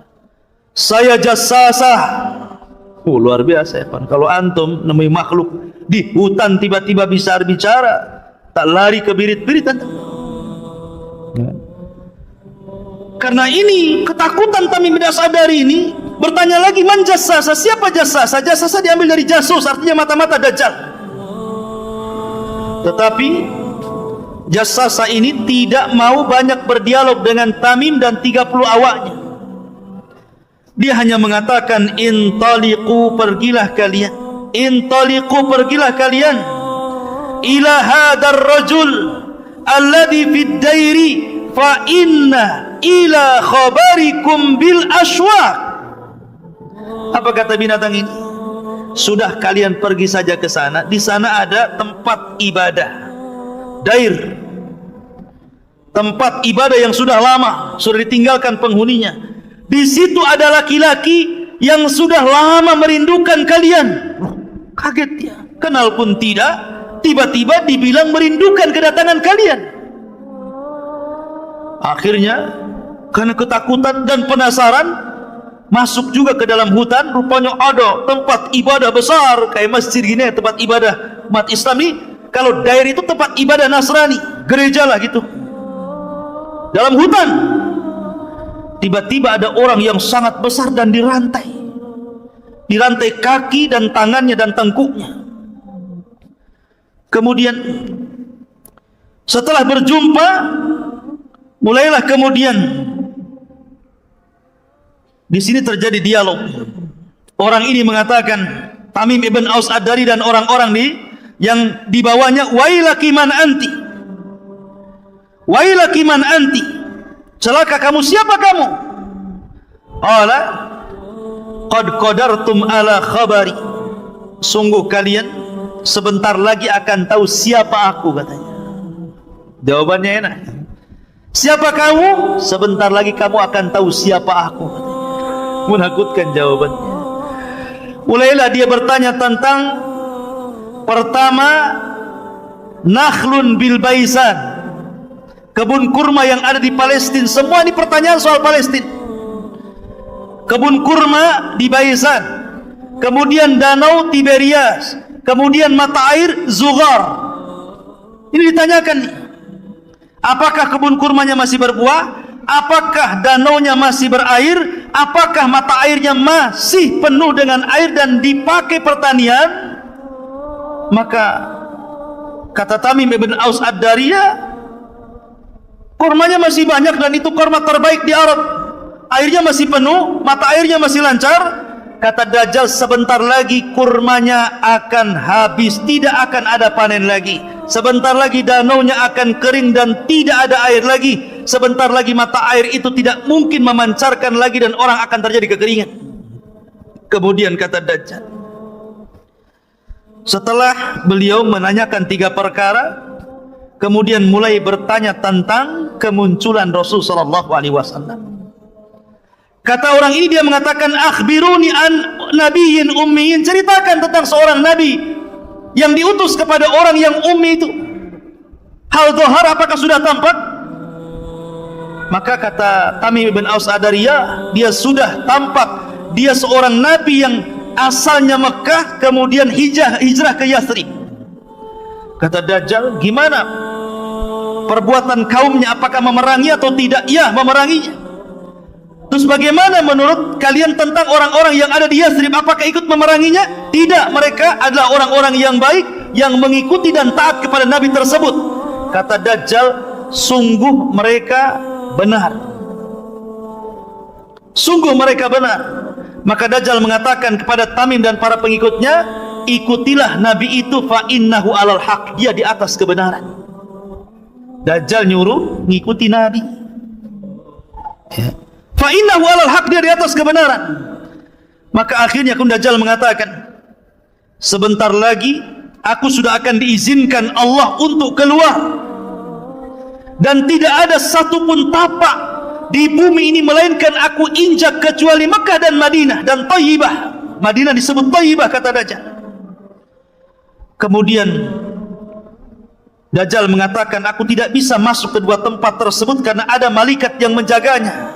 Ketika Tamim menceritakan sampai di situ, Rasul mengambil tongkat, kemudian memukul-mukul dan mengatakan, hadihi Thayyibah, hadihi Thayyibah, inilah Madinah, inilah Madinah.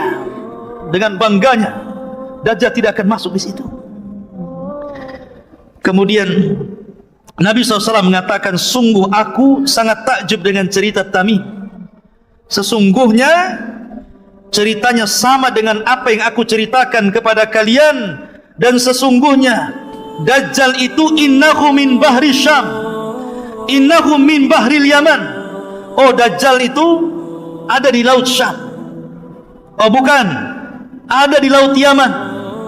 La bal hiya min kibalil masyriq, ma huwa min kibalil masyriq, ma huwa min kibalil masyriq, ma huwa wa aw'ama biyadihi ilal masyriq.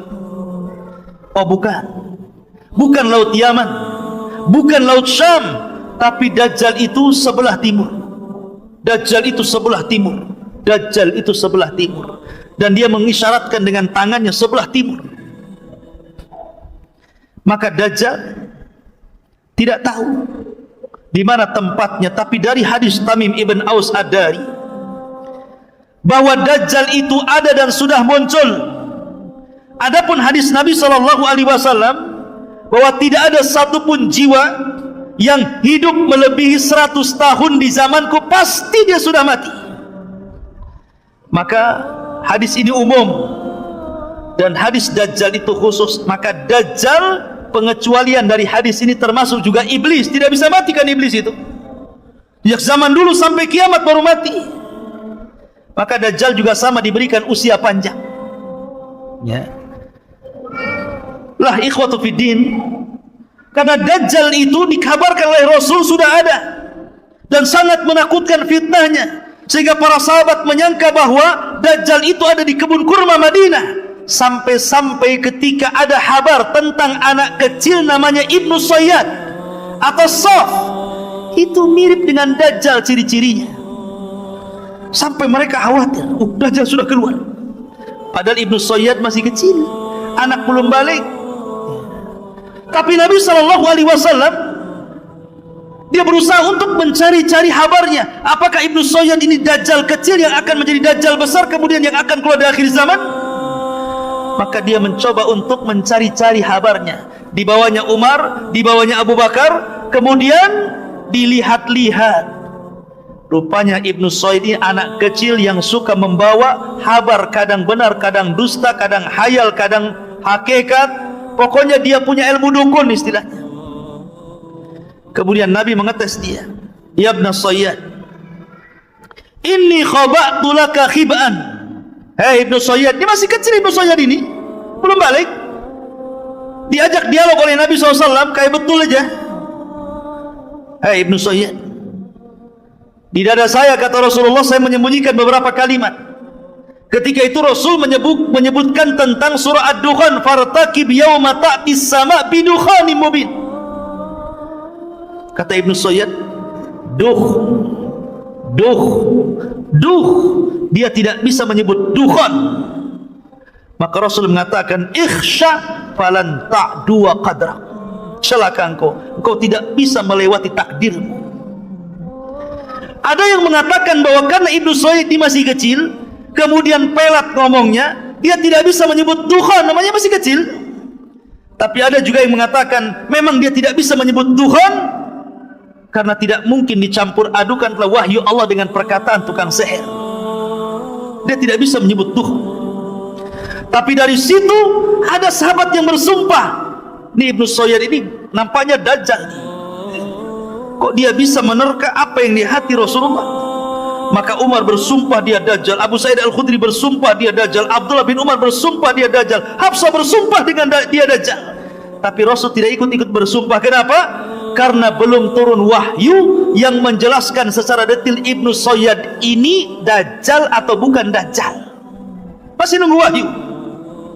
Sampai akhirnya Rasul punya siasat dengan Abu Bakar dan Umar, ingin mendatangi Ibnu Sayyid secara tiba-tiba, biar tahu Ibnu Sayyid dajjal atau bukan dajjal. Akhirnya datang secara tiba-tiba, rupanya ada ibunya.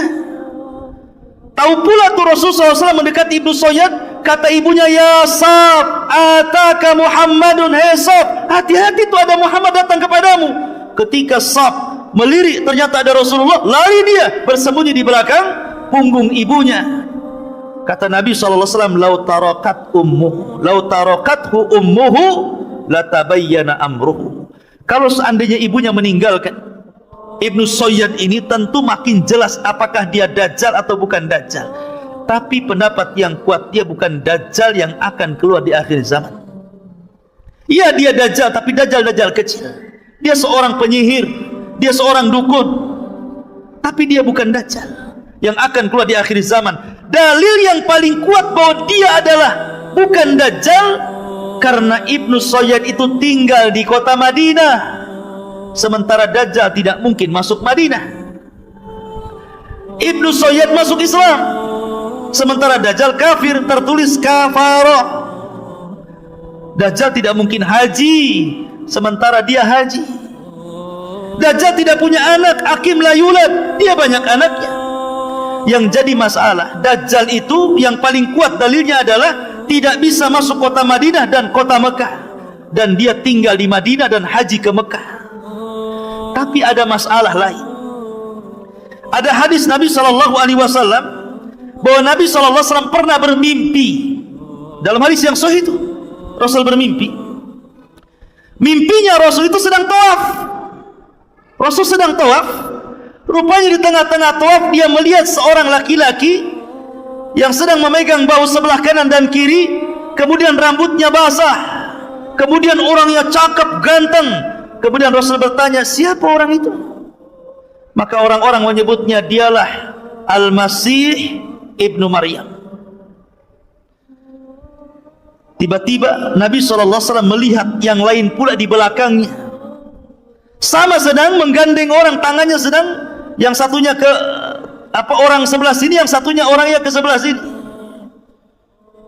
Orangnya keriting, matanya buta sebelah, kemudian kakinya bengkok, berjalan tidak lurus. Kata Rasulullah, siapa di belakang Ibnu Maryam itu? Maka kemudian orang-orang mengatakan, dialah Dajjal. Bagaimana mungkin Rasul bermimpi Dajjal sedang ada di tengah-tengah Ka'bah, di Masjidil Haram? Bukankah dia tidak akan masuk Madinah, sementara mimpi para nabi itu hak, tidak mungkin dusta?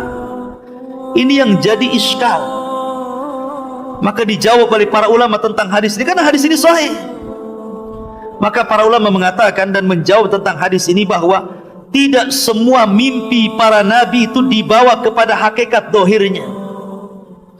Tidak semua mimpi para nabi dibawa kepada hakikat dohirnya. Buktinya ketika dia bermimpi, Umar bin bermimpi bahwa dia pakai pakaian beberapa lapis, kemudian sampai diseret bajunya. Kemudian dia nanya kepada Rasul tentang mimpi tersebut, maka Rasul menakwilkan itu soal agama. Kemudian Rasul SAW bermimpi bahwa dia mengeluarkan air dari tangannya. Kemudian para sahabat banyak yang minum. Kemudian sisa air itu oleh Rasul dibawa kepada Umar, kemudian minumlah wahai Umar. Maka hadis ini ditakwilkan bahwa Umar itu memiliki ilmu yang lebih dibandingkan orang lain. Pertama ditakwilkan agama, yang pertama ditakwilkan ilmu. Jadi terkadang mimpi itu tidak harus dibawa kepada hakikatnya, walaupun itu mimpi Nabi, karena akan bertentangan. Boleh jadi takwilnya maknanya bahwa Isa bin Maryam inilah yang kelak akan membunuh Dajjal, karena sama-sama Al-Masih kan. Al-Masih Isa bin Maryam, Al-Masih Dajjal. Kalau Al-Masih ibni Maryam, Al-Masih itu memiliki makna fa'ilun. Kalau Al-Masih Dajjal memiliki makna al-maf'ulu. Itu perbedaannya. Kalau dalam bahasa Arab Al-Masih Isa, Al-Masih memiliki makna al-fa'il, dan Al-Masih Dajjal memiliki makna al-maf'ul. Apa maknanya? Kalau Al-Masih Isa bin Maryam diartikan memiliki makna fa'il, pelaku, karena Isa itu kalau ada orang buta diusapnya sembuh tuh. Setiap dia mengusap orang buta sembuh, dia yang mengusap atas izin Allah sembuh.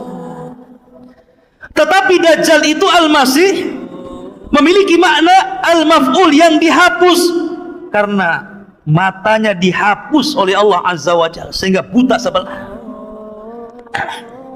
Ada juga yang mengatakan Al-Masih di sini artinya karena Dajjal itu berkeliling dunia selama 40 hari. Tidak ada satupun bumi kecuali diinjaknya. Tapi pendapat yang kuat disebutkan Al-Masih Dajjal dan Al-Masih Isa bin Maryam. Kalau Masih Isa bin Maryam Al-Masih Al-Huda, dan Al-Masih Ad-Dajjal itu Al-Masihud Dhalalah.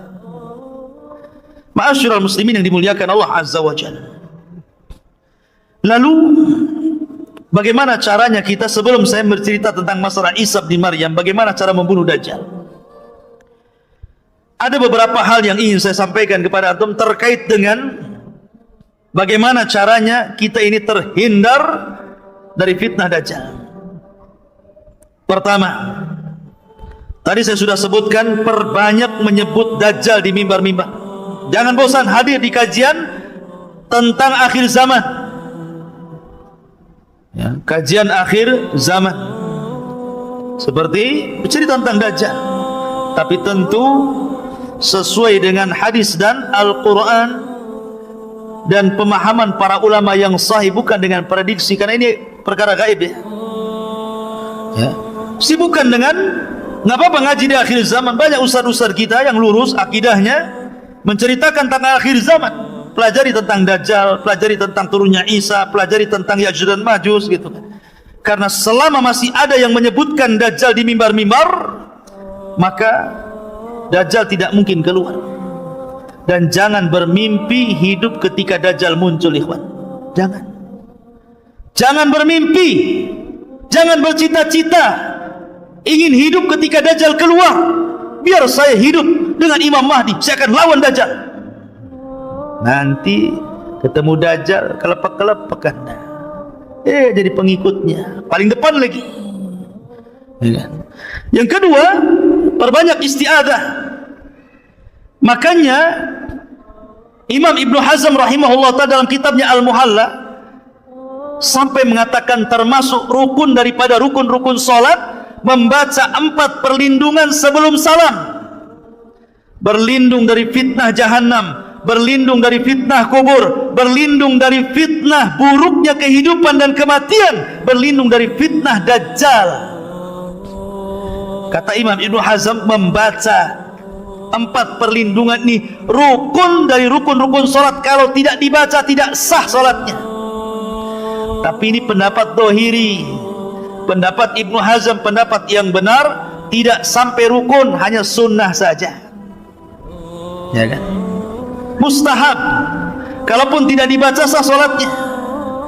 Tapi menunjukkan bahwa sampai al-zahiri Yang dalam hal ini Al-Imam Ibnu Hazm sampai mengatakan saking pentingnya berlindung dengan Dajjal sampai berpendapat rukun dibaca sebelum salam, kalau tidak sah sholatnya. Sampai seperti itu, saking bahayanya Dajjal itu. Maka jangan pernah lewatkan, walaupun pendapat yang benar tidak rukun. Kemudian yang ketiga, membaca permulaan 10 ayat surah Al-Kahfi atau membaca 10 ayat akhir surah Al-Kahfi. Kalau bisa dua-duanya, baca 10 awal, baca 10 akhir. Lebih bagus lagi baca semua. Baca semua. Karena tadi saya sudah katakan, kenapa surat ini sangat luar biasa untuk membentengi Anda untuk menghadapi fitnah Dajjal. Karena Dajjal membawa 4 fitnah. Fitnah agama, fitnah harta, fitnah kekuasaan, fitnah dengan ilmu. Dan dalam ayat surah Al-Kahfi ada cerita tentang 4 fitnah itu. Cerita Ashabul Kahfi, cerita Dzulqarnain, cerita Musa dengan Khadir, dan cerita tentang Ashabul Jannataini. Cerita Ashabul Kahfi fitnah agama, cerita Dzulqarnain fitnah kekuasaan, cerita Ashabul Jannataini cerita harta, fitnah harta, dan fitnah ilmu ketika cerita Musa dengan Khadir. Dan 4-empatnya ada pada Dajjal.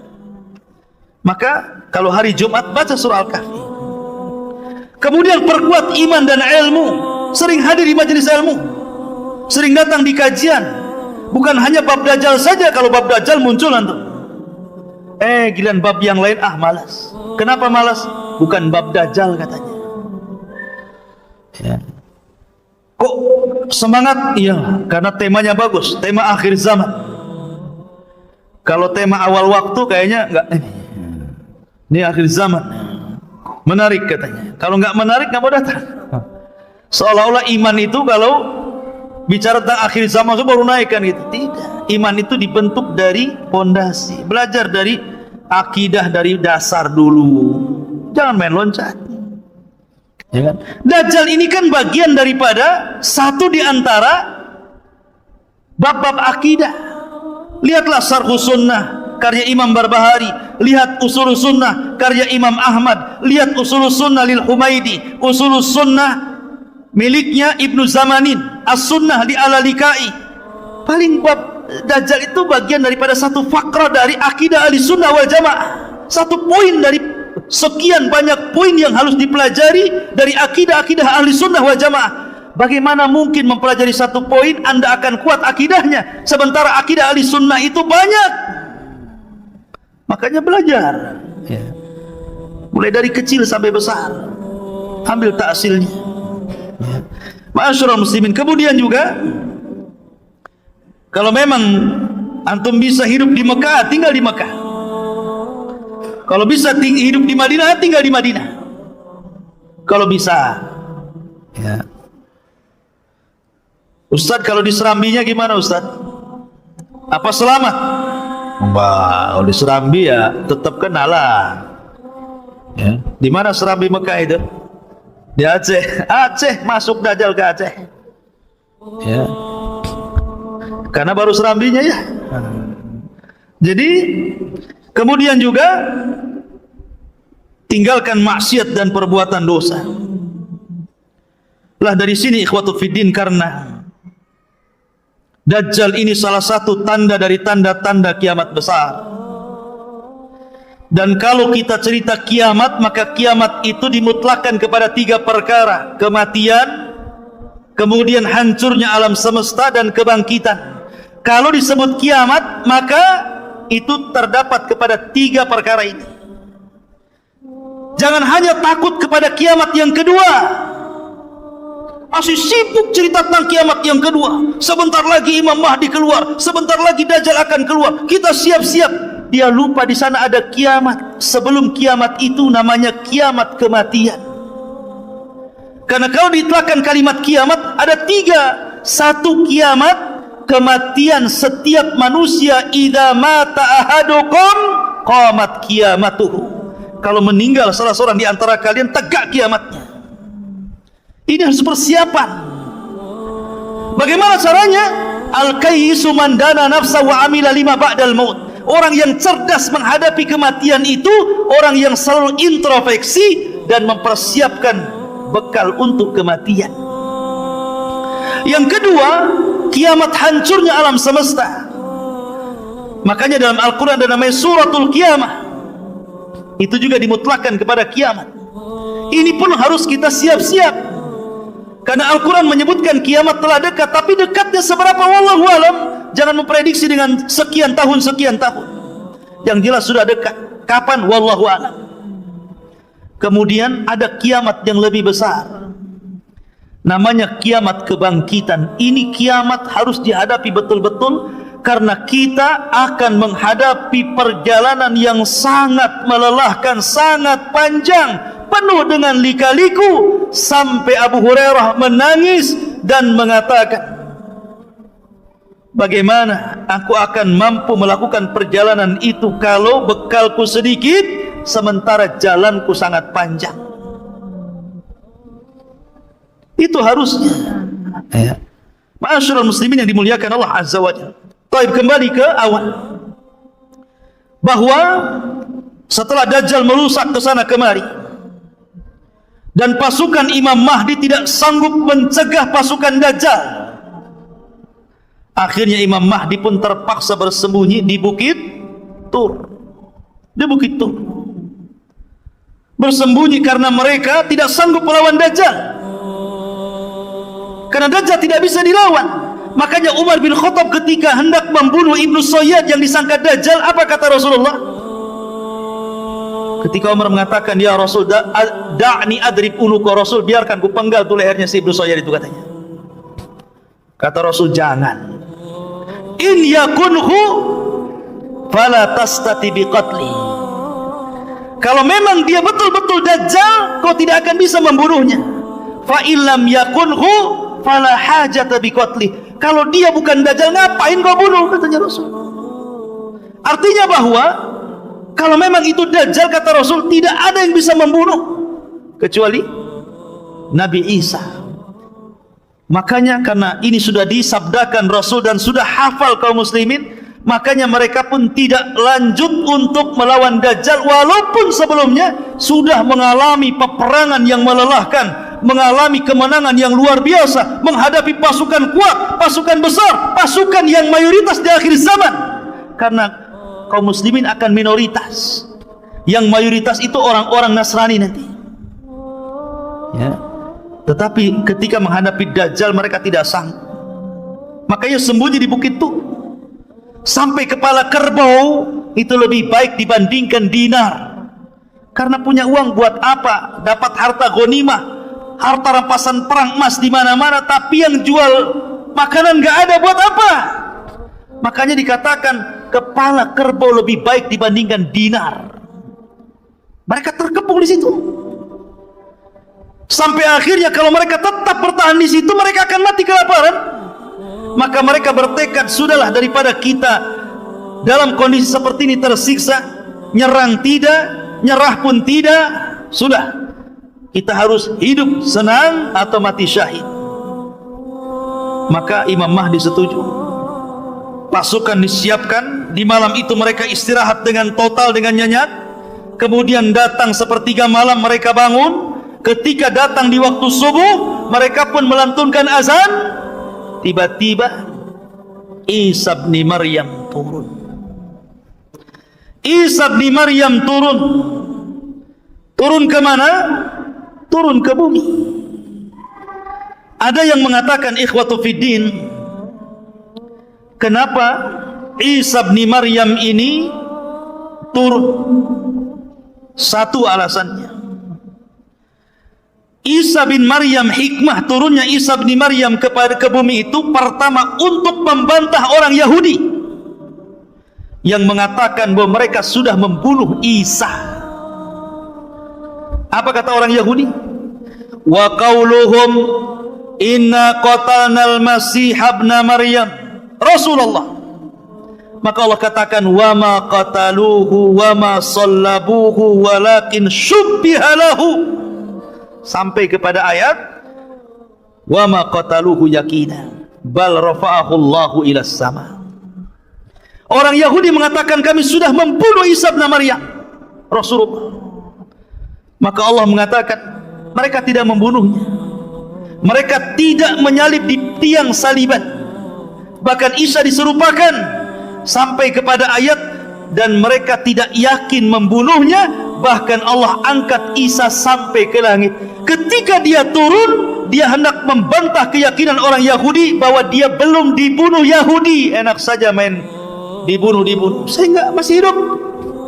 Siapa yang membunuh saya? Enggak ada yang membunuh saya. Dengan turunnya Isa bin Maryam terbantahkan prasangka Yahudi.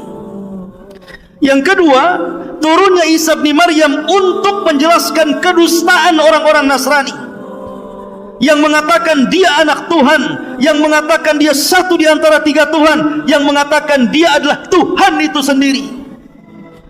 Nanti pada hari kiamat Allah akan memanggil Isa, ya Isa bin Maryam, a anta qulta linnasi ittakhiduni wa ummiya ilahaini min dunillah. Kata Allah, hai Isa, kau ya yang mengatakan kepada manusia, ambillah aku dan ibuku sesembahan selain daripada Allah. Kata Isa, subhanak, maha suci engkau ya Rabb, in kuntu qultu faqad alimta, kalau aku mengucapkannya kau sudah tahu. Makanya Isa turun untuk mendustakan prasangka orang-orang Nasrani yang selama ini menganggap Isa Tuhan.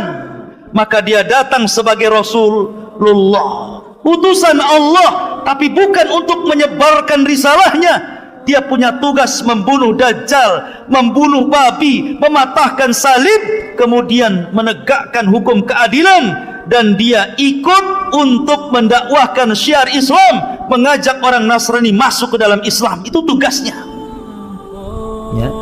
Kemudian yang ketiga, bahwa turunnya Isa bin Maryam itu karena sudah dekat ajalnya. Dia harus turun ke bumi dan akan dikuburkan di bumi karena sudah dekat ajalnya, dia harus turun. Ada juga yang mengatakan itu hikmahnya.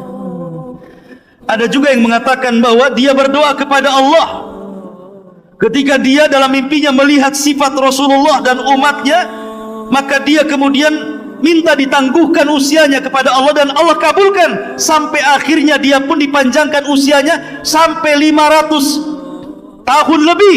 Akhirnya berjumpa dengan Rasul ketika Isra dan Mi'raj. Satu-satunya Nabi yang berjumpa secara ruh dan jasad adalah Nabi Isa di langit. Yang lainnya ruh semua karena sudah mati ya. Kemudian dia pun dijumpakan dengan umatnya, makanya turun dan langsung berjumpa dengan pasukan Al-Mahdi. Ketika itu sudah azan, siap qomat. Tiba-tiba dari langit Isa turun, diapit dengan dua malaikat, rambutnya basah.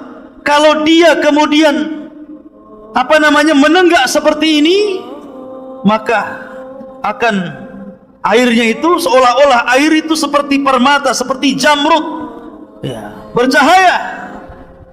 Kalau dia kemudian menonggak ke bawah begini, maka tetesan-tetesan air. Dan ingat, dia punya nafas sejauh mata memandang. Isa itu kalau bernapas itu akan sampai ke arah sejauh mata memandang. Kalau sekali tiup, ini anginnya melesat sampai sejauh mata memandang. Siapapun orang kafir yang menghirup nafasnya Isa pasti mati ya. Kalau antum ya makan jengkol dulu lah ya. Ya. Ma'asyiral muslimin yang dimuliakan Allah Azza wa Jalla. Maka Isa pun tuh di mana? Di Manar, di sebuah menara yang berwarna putih di Damaskus sana, sebelah timur Damaskus. Menaranya sudah ada.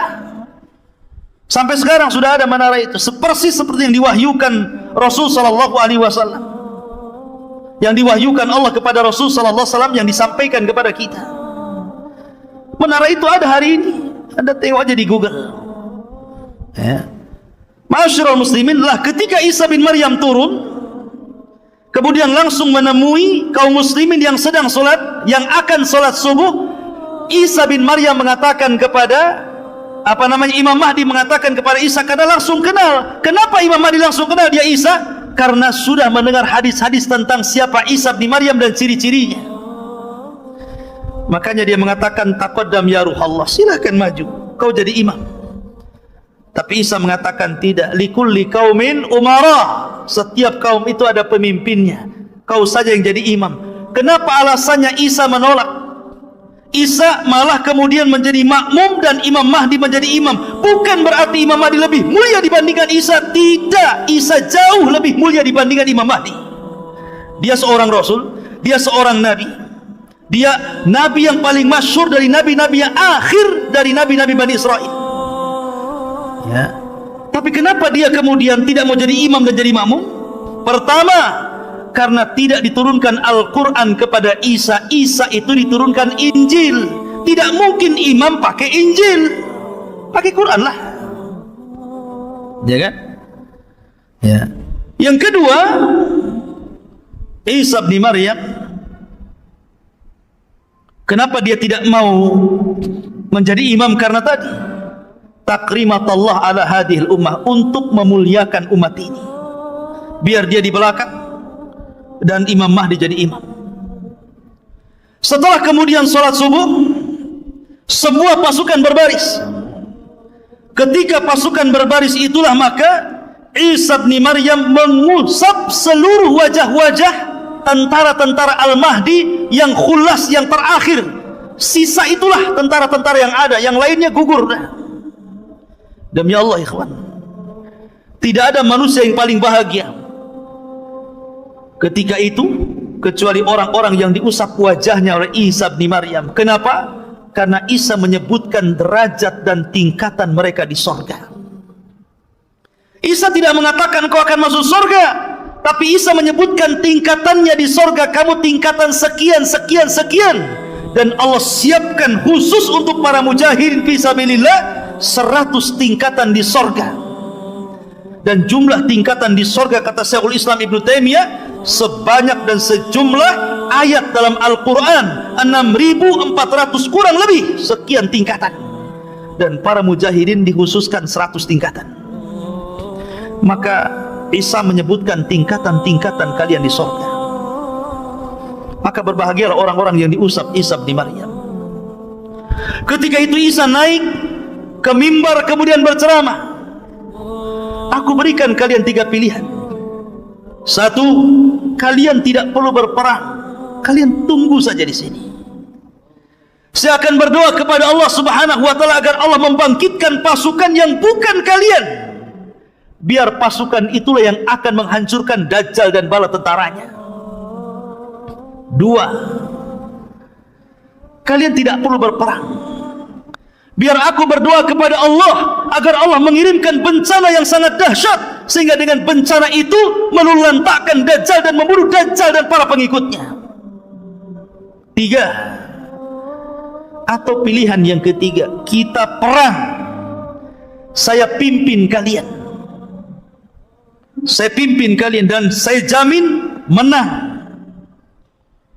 Dan saya akan berdoa kepada Allah agar tangan-tangan pasukan Dajjal tidak sanggup mengayunkan pedangnya sehingga tidak bisa menebas kepala kalian, dan kalian tinggal tebas kepala mereka. Kira-kira yang mana yang enak? Yang nomor 3, tinggal tebas. Pilih yang nomor 3, jihad, perang. Akhirnya setelah itu Imam Mahdi, kemudian Nabi Isa bin Maryam, kemudian kaum muslimin, mereka pun kemudian mulai melakukan penyerangan. Ketika Dajjal tahu bahwa Isa itu sudah turun, maka dia langsung lekas bersembunyi kembali ke Palestina.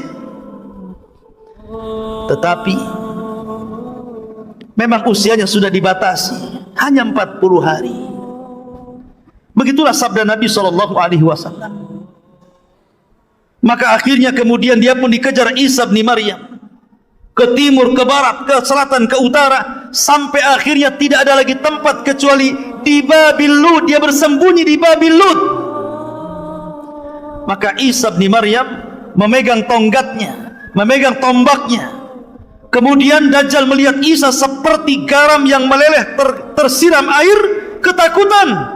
Maka kemudian Isa pun menghujam dengan tombaknya, kemudian keluar darah untuk membuktikan dia bukan Tuhan.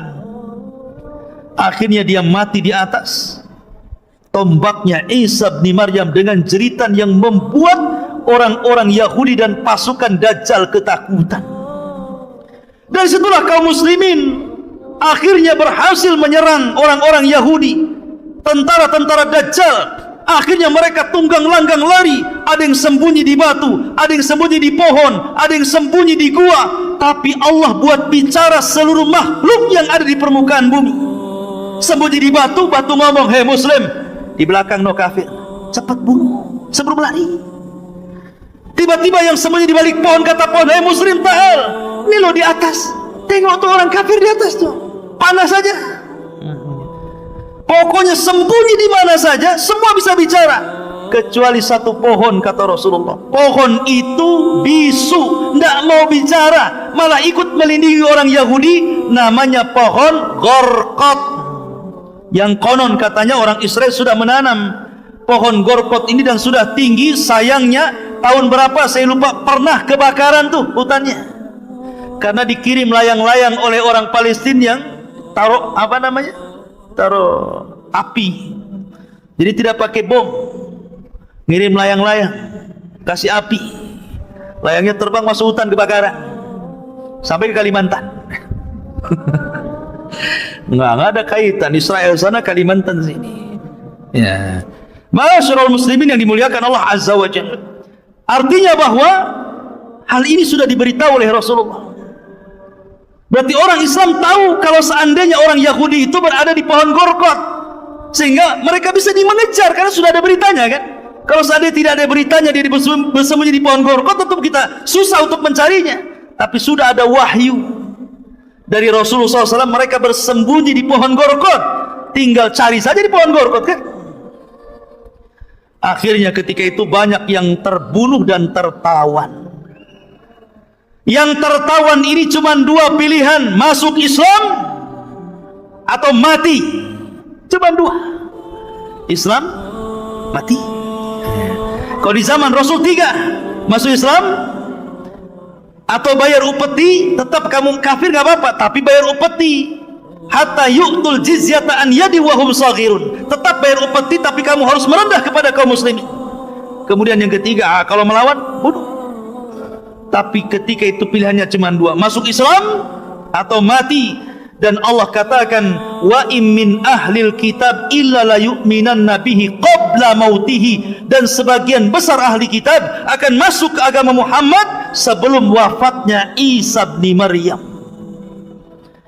Ketika itu Isa bin Maryam hidupkan selama 40 tahun, walaupun khilaf, ada yang mengatakan 7 tahun, ada yang mengatakan 40 tahun. Tapi pendapat yang kuat wallahu alam 40 tahun Isa akan hidup. Setelah kematian Dajjal, maka kaum muslimin akan diberkahi kehidupannya, di mana semua binatang tidak ada yang saling menerkam. Harimau bisa bertetangga dengan kucing, buaya bisa bertetangga dengan cicak, cicak buaya, bukan Persus ya, cicak dan buaya, bukan cicak versus buaya. Jadi mereka berkawan tidak saling menerkam. Ular piton dengan cacing saling pelukan. Pokoknya jinak semuanya. Manusia bisa bertetangga dengan singa tanpa harus takut menerkam. Singa pun bertetangga dengan kita tanpa harus takut diburu. Pokoknya semua jadi satu bertetangga, ikhwan. Dijinakkan oleh Allah Azza wa Jalla, tidak ada yang saling menyakiti. Betul-betul berkah. Walau anna ahlal qura amanu wattaqau lafatahna alaihim barakatin minas sama'i wal ardh. Kalaulah penduduk bumi itu bertakwa dan beriman, wajar kalau Allah berikan berkahnya. Berkah